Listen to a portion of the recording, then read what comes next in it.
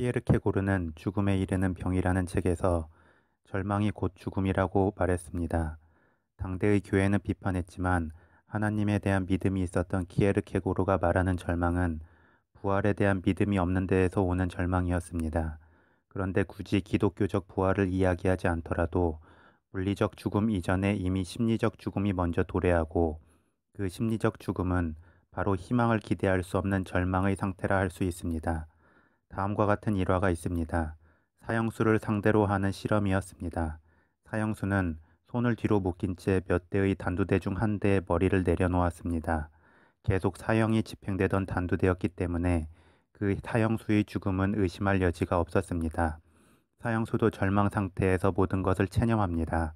그리고 드디어 단두대가 쾅 하고 떨어지는 소리가 납니다.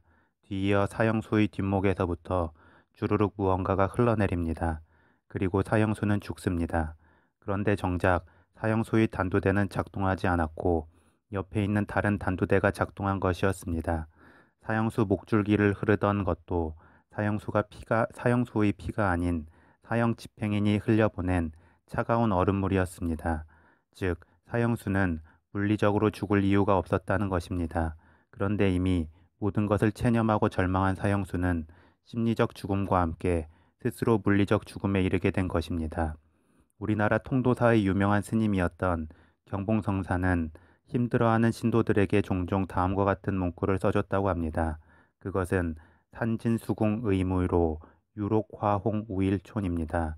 이 문구의 내용은 산이 막고 물길이 끊어져 더 이상 길이 없다고 여기고 낙담했지만 끝까지 가보니 버드나무가 우거지고 붉은 꽃이 핀 마을이 나타났다라는 것입니다. 결국 심리적으로 끝이라고 느끼는 것은 어쩌면 진정한 끝이 아닌 경우가 많다는 것입니다. 실제의 끝은 사람의 인식 범위에서는 가능할 수 없는 경우가 많습니다. 백범 김구는 일본의 육군 중위인 스치다를 죽이고 사형 선고를 받습니다. 하지만 사형 집행일을 알고도 절망에 매몰되지 않고 평소와 같은 일상을 보냅니다. 그런데 고종 황제가 급하게 시외 전화를 하고 극적으로 사형을 면하게 됩니다. 또한 많은 사람들이 아는 최근의 재미있는 사례도 있습니다. 2002년 솔트레이크 시티 올림픽 때 호주의 브래드버리 선수가 있었습니다. 나름 실력이 있었던 선수였다고 합니다. 그런데 훈련 도중 목뼈 골절 부상을 입고 선수 생활을 더 이상 할 수 없다는 진단을 받았습니다. 그러나 그는 은퇴하지 않고 재활 치료를 하여 다시 올림픽에 출전합니다. 메달을 목표로 하는 것도 아니었습니다. 그저 자신이 만든 스케이트를 홍보하고자 마지막이라는 생각으로 올림픽에 출전했다고 합니다. 그런데 예선에서부터 계속 운이 따르고 결국은 결승전에서 우승하면서 금메달을 거머쥐게 됩니다. 그 당시 함께했던 선수는 한국의 김동성과 안현수, 중국의 리자준, 미국의 안톤 오노라는 세계적 선수들이었습니다. 이처럼 진정으로 강한 사람은 끝까지 살아남은 사람이고 끝까지 가보려는 마음을 품으면 자연스럽게 운도 따르게 됩니다. 그리스의 콘스탄티노스 카바피가 시은 이타카라는 유명한 시가 있습니다. 우리는 무언가를 희망하기에 절망을 하기도 합니다. 하지만 그 희망의 끝이 무엇인지는 그 누구도 구체적이고 명확하지 않습니다. 그만큼 희망은 영생을 향하여 뻗어 있다고 할 수도 있습니다. 그런데 영원히 사는 사람은 없습니다. 그렇다면 이타카라는 시의 길 위에서 너는 이미 현자가 되었으니 라는 구절처럼 우리는 과정을 살아갈 뿐이고 그 과정에 충실을 함으로써 얻어지는 다양한 경험의 풍요로움이 우리가 지향해야 할 바일 수 있습니다. 지금은 여러모로 어수선하고 두려운 시기입니다. 그런데 물리적 바이러스의 전염보다 심리적 바이러스인 두려움의 전염이 더 문제일 수 있습니다. 종교적이든 정치적이든 경제적이든 많은 권력과 권한은 두려움을 먹고 자라는 경우가 많습니다. 두려움이라는 것은 절망이 도래하기 이전의 심리 상태입니다. 두려움을 느낀다는 것은 적어도 아직 포기하지 않았다는 것입니다. 그런데 절망이라는 마지막에 이르지 않았기 때문에 더욱 절박한 불안의 상태이기도 합니다. 그래서 두려움 속에서는 지푸라기라도 잡으려는 열망이 생기고 그 열망을 하나의 힘으로 모으려는 다양한 세력들이 나타날 수 있습니다. 하지만 역사적으로 볼 때 지금 이상의 혼돈은 주기적으로 있었습니다.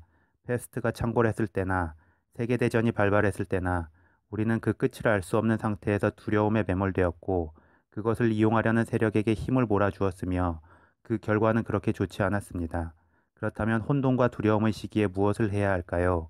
사주명리학의 관점에서 보자면 사주명리학도 어떤 끝을 염두에 두지 않습니다.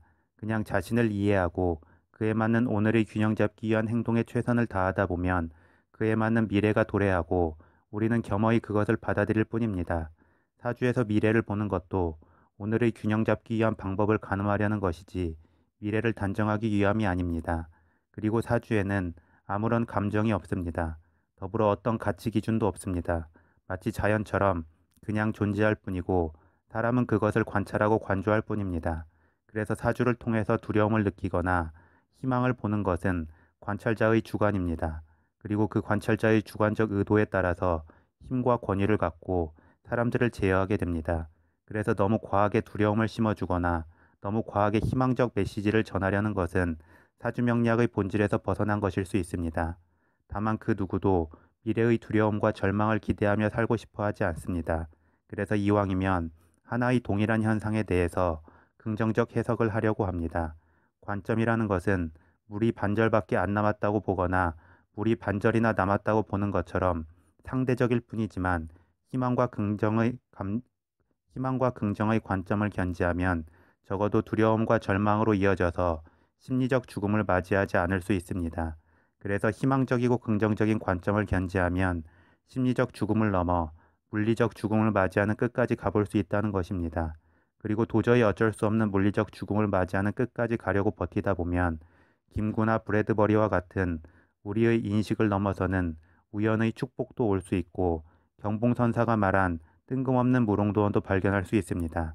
따라서 미래를 미리 예측하거나 단언하려 하거나 비이성적인 두려움의 선동에 휩쓸리기보다 오늘 해야 할 일을 하면서 희망을 가지고 최대한 버티는 것이 혼돈의 시대를 살아가는 인간으로서 최선의 지혜가 아닐까 생각합니다.